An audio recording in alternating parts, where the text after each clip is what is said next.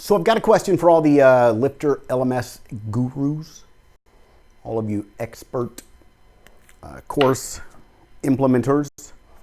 And the question that I always hear or I always see is about paid versus free content.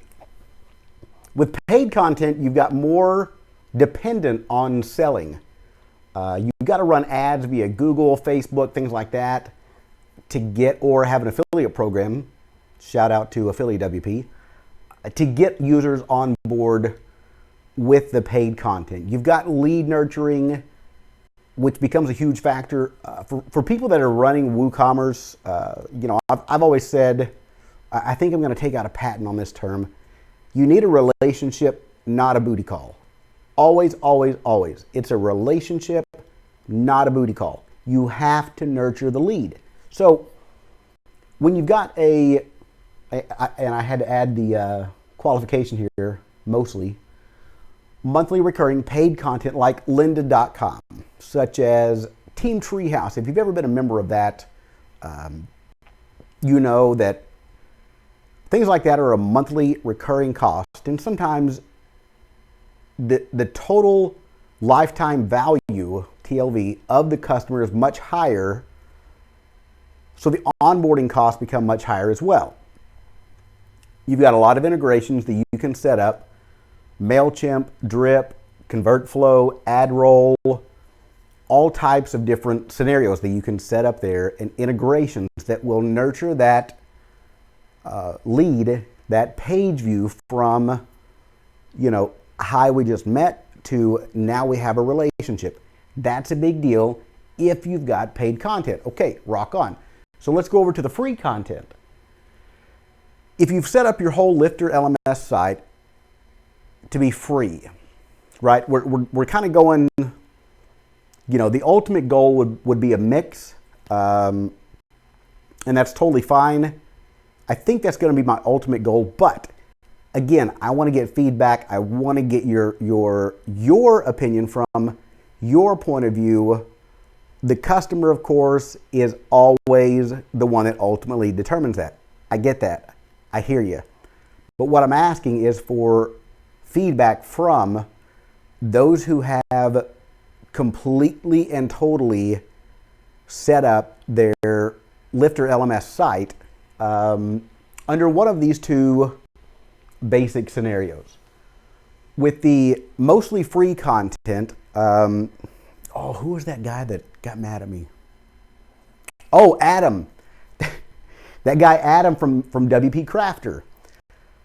He's got a lot of stuff up on YouTube, and almost always, if you've seen it, I've seen it, almost always he says, look in the description below for more information. Click that link, click that link, click the link in the description below, click the link. Okay. And everybody knows that what he's doing is he's setting the affiliate links.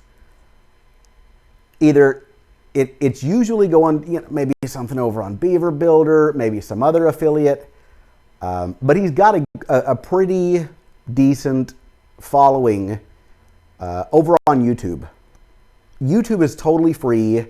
Vidalytics with Stia, obviously you can privatize your videos and add your own buttons, do all kind of great stuff. That's again under the paid side. But what's under free is something like what Adam at WP Crafter does.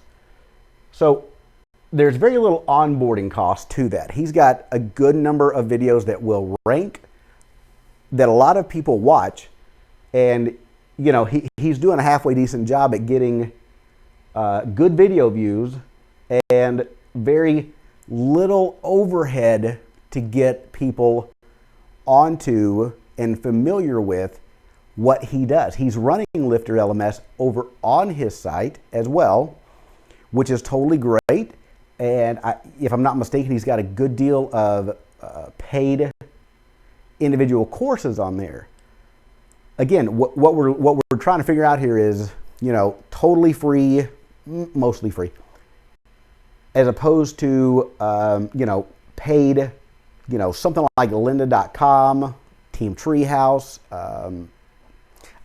Udemy would not be a good example because they've got, free, paid, and of course everything goes by course. But we're talking like a completely unrestricted, free LMS setup, Lyft LMS setup, where basically it's just, hey, look, maybe you want to have a login and a password to create an account that will help you to keep up with where you are in the courses. Or you totally want it, registration less, and you're completely just making all of it free.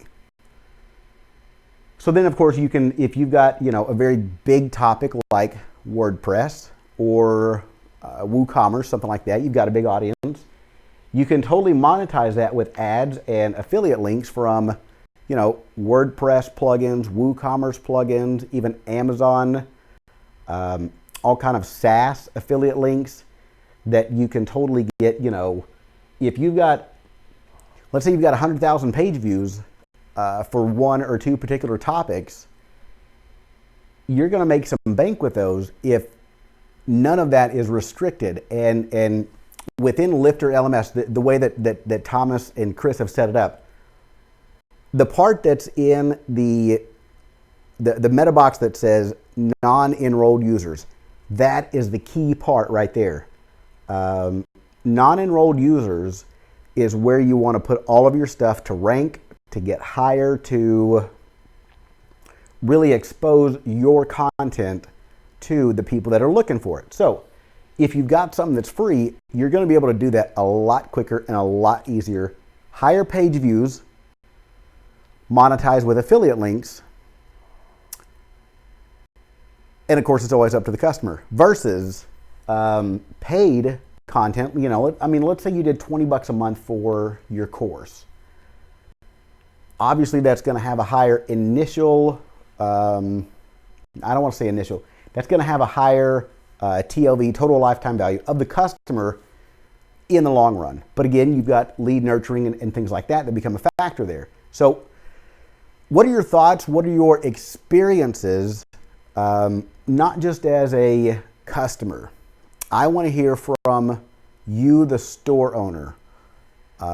What are your thoughts? What are your experiences from the guy that looks at heat maps and Google Analytic charts, totally loves watching how the different aspects affect the SEO, the page views, all that stuff, and then using that to go all the way to the total number of revenue from products in WooCommerce. Man, I'm in heaven there.